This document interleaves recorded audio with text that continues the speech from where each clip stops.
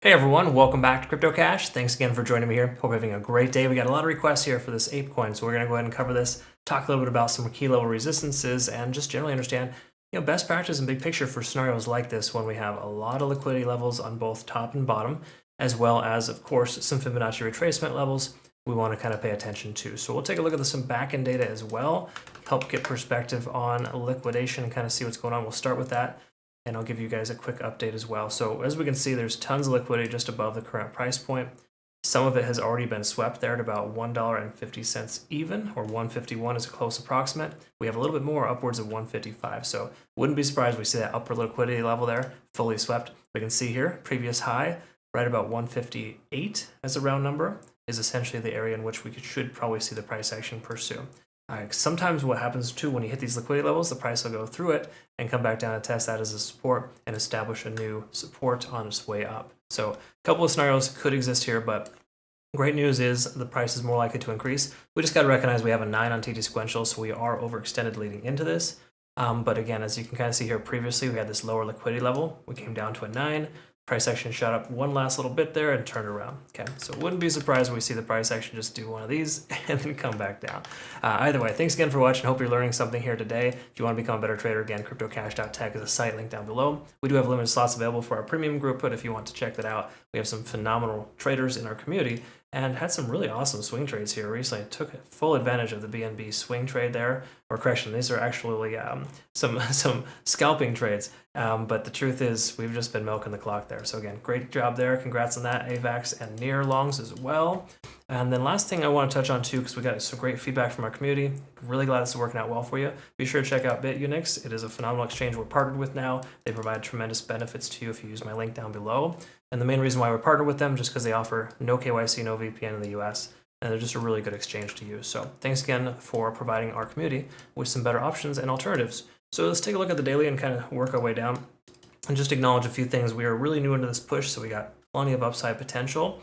We've got the price actually almost bouncing off 50 on the RSI. You could pretty much say that was a bounce because when the price comes to that 50 range, oftentimes it works as a support. So 50 on this level there, likely support, bounced off of that, fairly nice. We can also see a convergence here on the MACD forming. Hasn't fully converged yet, but definitely on the right side of the tracks there.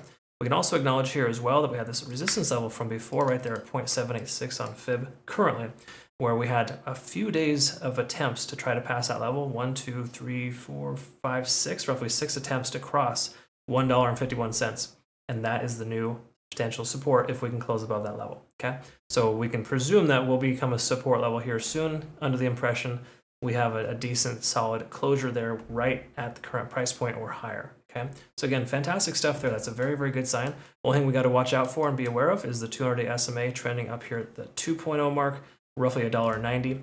That's going to continue to work its way down, but we're above all 3 other moving averages, which is extremely beneficial. Taking a look at the 4-hour time frame here, we can kind of summarize that.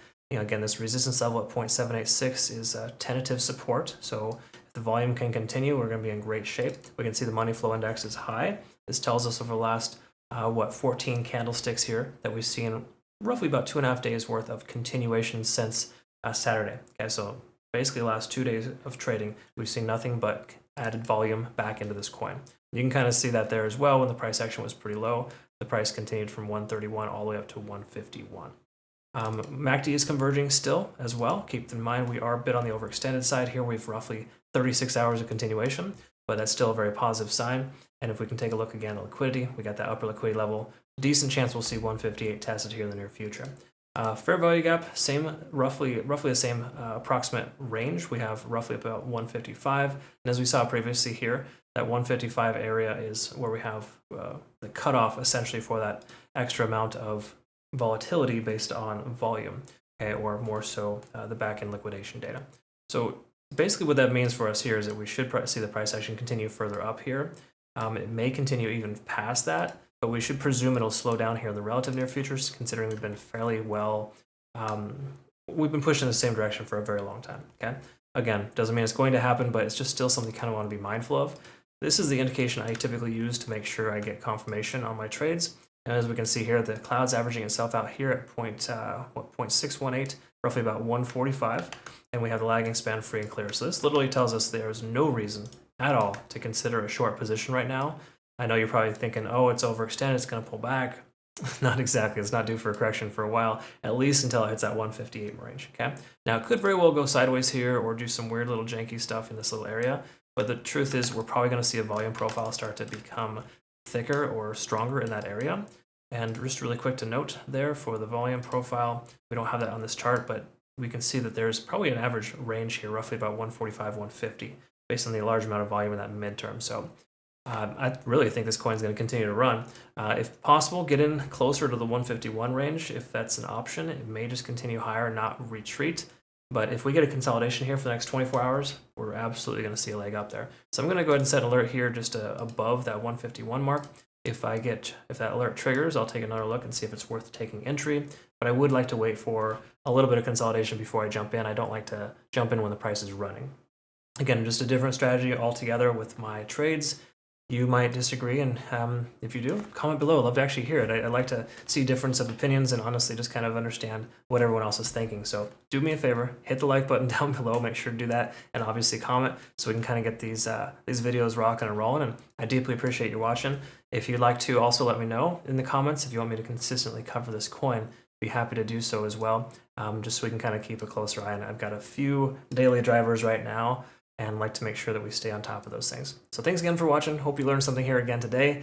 Once again, be sure to check out our Trading Community Academy and Signals group. Link down below. We do have limited slots available for that. But truth is here, this is probably the best recommendation is to use Bitunix. They have a phenomenal exchange, and they have extremely good benefit rewards if you use my link.